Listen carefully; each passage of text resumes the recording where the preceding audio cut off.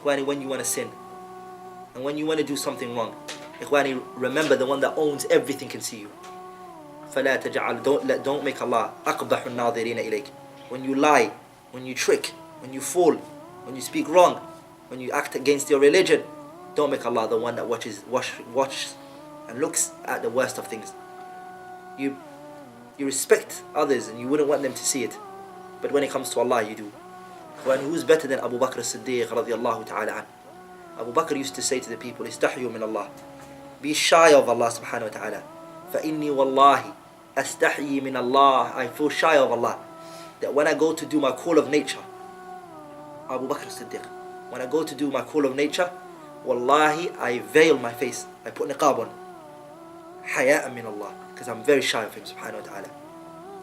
Abu Musa al-Ash'ari, the great companion he said, Wallahi, maghtasaltu qa'iman. I never had a bath standing up, ever. I never straightened my back. بمعنى ما استقمت ظهري. I never straightened my back. Why? Abu Musa al-Ash'ari was said, he always used to have a bath sitting down, and he would have it in a dark place. Why? Haya'an min Allah. Because he was shy of Allah. He didn't want Allah to see his aura. He didn't want to show Allah this. Haya. Ikhwani, the shyness of theirs reached an extent that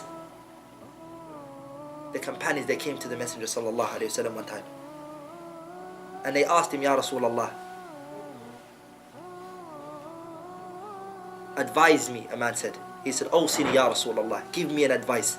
You know what the Messenger sallallahu alayhi wasallam said to him? He said, Istahyu min Allah. Be shy of Allah subhanahu wa ta'ala. كما تستحيي من رجل صالح من بني قومك. Be shy of Allah the way you would be shy of Allah, a righteous man of your best of the people that you're from. If you see a person in your righteous people that you're from, you will never dare to do that in front of him. Be shy of Allah as much as you see that. No one would ever dare think of the best person as the most noblest in your eyes and try to picture yourself in front of that person. How would you deal with it? You will never dare to do that. Then remember, don't make Allah the one that you belittle more than that person. The reality. And this is the harsh reality that Ummah today we live in.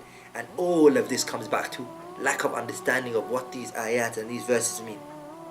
Ikhwani, the Sahabas were not metals and robots. The Sahaba Ridwanullahi alayhim ajma'in wa ummah, every verse they looked at it and they sat down. And they made it enter their body and their minds and their hearts. And they digested it as it was. They lived by it day. They lived by it in morning. They lived by afternoon. And at night before they slept, they lived by this. It was a principle that was qa'im, forever to be. And you as a person have to be like that. Fatiha, ikhwan, is a surah azima. It's one of the biggest surahs in the Quran. If it wasn't, Allah would have not said to His Prophet, وَلَقَدْ أَتَيْنَاكَ سَبْعًا مِنَ الْمَثَانِ. We gave you the 7 that repeats itself. وَالْقُرْآنِ الْعَظِيمِ. And the great noble Quran. Surah Al-Fatiha. Just by itself, if you sit next to it and understand it. Allah subhanahu wa ta'ala says, Allah is the king. And He's going to be tasafa bi sifatil mulk. Allah has become and has gained the description of being a king. التي من آثاره أنه يؤمر وينهى. Allah is the only one that orders. And is the only one that when He prohibits. نعم. ويثيب ويعاقب. Allah is the one who rewards and He's the one who punishes. Look at Allah subhanahu wa ta'ala. What does He do? He orders you to do this. You have to do it. But you know what the difference between Allah and others are? Allah has given you موعدا لا نخلف أنت ولا نحن مكان السواء. A promise that no one can disagree with. You can't know will Allah subhanahu wa ta'ala. فإذا جاء أجلهم لا يستأخرون ساعة ولا يستقدمون. A time that has been barricaded, timed out for you. That's the day you're going to come to Him. Whereas other kings, what do? You do it, they catch you, they grab you for what you did straight away. Sahih. Allah says subhanahu wa ta'ala, سَنَسْتَدْرِجُهُمْ مِنْ حَيْثُ لَا يَعْلَمُونَ. And this is one thing you have to know. If you disobey Allah's orders and His commands and the prohibitions of that which He prohibited you from, and you fall into it, remember one thing. What do you remember? That you're one of two. Either Allah punishes you for it in this earth, and hereafter you come with nothing on your scale, or Allah gives you a great life in this world. You still enjoy yourself, with even though you're sinning. But that's the worst of all. That's the worst of the all. Why? Allah says in the Quran, فَلَمَّا نَسُوا مَا ذُكِّرُوا بِهِ فَتَحْنَا عَلَيْهِمْ أَبْوَابَ كُلِّ شَيْءٍ حتى إذا فرحوا بما أوتوا أخذناهم بغتة فإذا هم مبلسون. When they forgot what they did and they started enjoying themselves, they started doing every crime, Allah, He said, we open all doors for them. And this is one of the ways. You're doing something wrong, but you're getting what you wanted. So you think, whoa, I'm not actually doing wrong.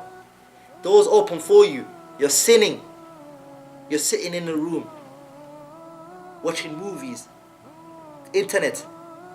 Brothers watching things that Allah hasn't prohibited, Allah hasn't allowed for them on television, or on the internet. Sisters doing things on the internet that Allah hasn't allowed for them. Living double lives, 3 lives, 4 lives, different lives. 4 or 5 Facebooks with different names, different pictures. She wears niqab outside, but inside she's wearing something else.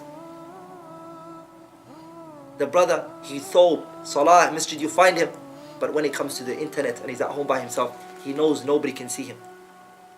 Has that person really understood that Allah, he's going to come to Allah's commandment? Has he understood the awamir of Allah? Allah hasn't. Has he understood the nawahi, the things that Allah has prohibited from him? No, Allah hasn't. When this is the biggest problem that we live. The people haven't taken everything into their hearts. Wallahi, if you did, wallahi, I swear by Allah's name, if you really believe all of this in which you hear, your mind and your concept and the way you live will be different. If somebody was to put a camera into your room, they would see you more pious than you are when you're with the people. Your family members who are around and see you by yourself, when you're not around, they will see a different life in you. But the problem is, ikhwani, is there's no connection between the heart and that which is being taken into the heart, mind. This dars and this reminder, you go home, take it home as a knowledge, as a concept, but you don't take it as a, put it in your heart and take it into implementation. It's the biggest mushkila we find. See, people now taking all of this, they go home. 10 months later, years later, they're still in the same mushkila. Where's all of this gone?